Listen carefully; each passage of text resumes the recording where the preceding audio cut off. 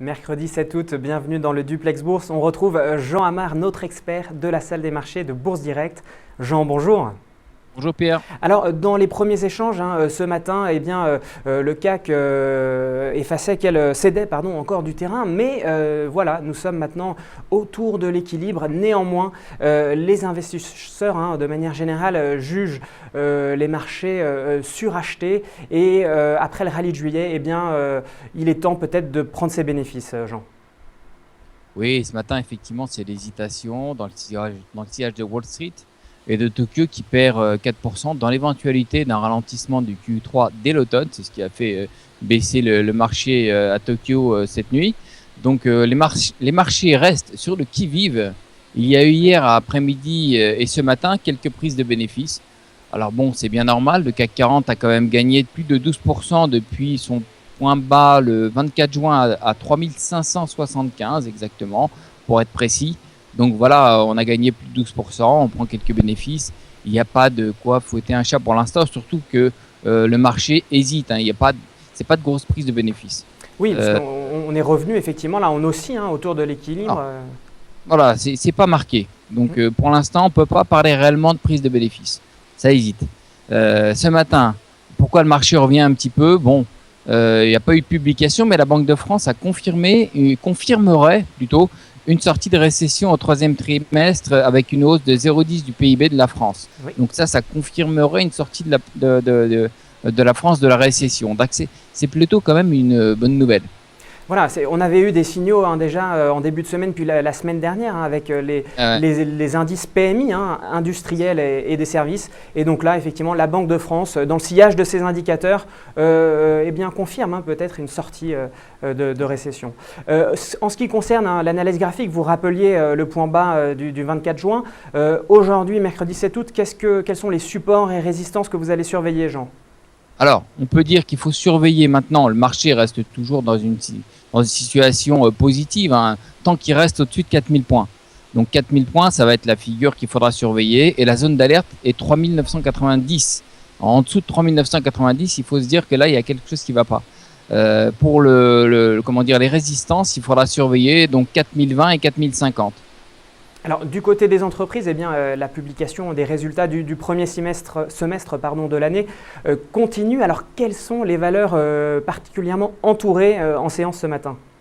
Alors, ce matin, on a une Atexi qui est en baisse, qui a annoncé une baisse de 29% de son résultat net, pénalisé principalement par le coût lié de la réévaluation de sa dette senior, ainsi que par une rentabilité plus faible au deuxième trimestre qu'au premier.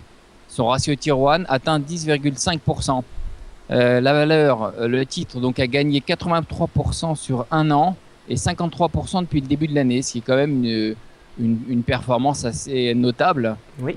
Donc voilà, et aussi vous avez dans le domaine bancaire, la banque Dexia, nationalisée par les États français et belges, oui. qui a de nouveau enregistré une lourde perte semestrielle de 905 millions d'euros. La banque a déjà coûté quelques 6,6 milliards d'euros à la France, comme à la Belgique et comme au Luxembourg. Donc, c'est une banque qui coûte cher. Bien, voilà donc pour les valeurs à suivre particulièrement. À Wall Street, on a terminé en baisse également hier. Vous l'évoquiez en début de ce duplex, suite aux rumeurs ou en tout cas aux commentaires de certains responsables de la Fed, la Banque centrale américaine, ça y est, commencer dès le mois prochain à réduire le fameux QE3, le quantitative easing.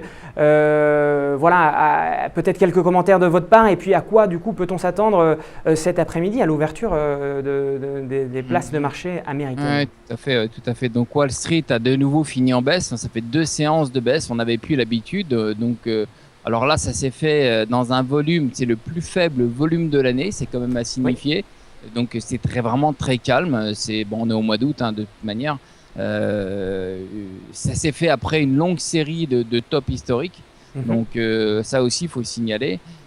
Donc ça a été suite à des déclarations de plusieurs présidents de Fed régionales qui n'excluent pas effectivement une réduction de l'assouplissement monétaire en 2013, voire à la rentrée. Donc ça serait vraiment très proche, mais il faut quand même ménager tous ces petits gens-là. Donc le marché surtout, il faut éviter complètement un choc.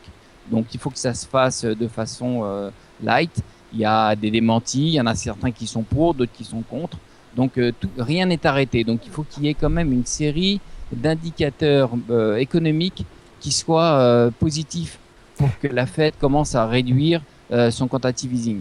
Alors c'est justement une stratégie de communication de la Fed, puisque Bernanke, le président, lui, n'avait rien annoncé. Maintenant, c'est plutôt donc ces vassaux qui transmettent un message un peu différent. C'est effectivement, on essaye de ménager la chèvre et le chou, c'est ça?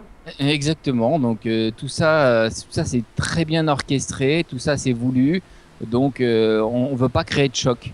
Donc voilà, un coup c'est bon, un coup c'est moins bon. On s'habitue tout doucement, vous voyez, comme ça, à la possibilité que la Fed réduise assez rapidement son quantitative easing. Donc, ça a l'air en tout cas de marcher, puisque effectivement le CAC a réduit ses pertes et maintenant est autour de l'équilibre. Merci beaucoup Jean de cette analyse. On se retrouve très bientôt pour un nouveau Duplex. Au revoir.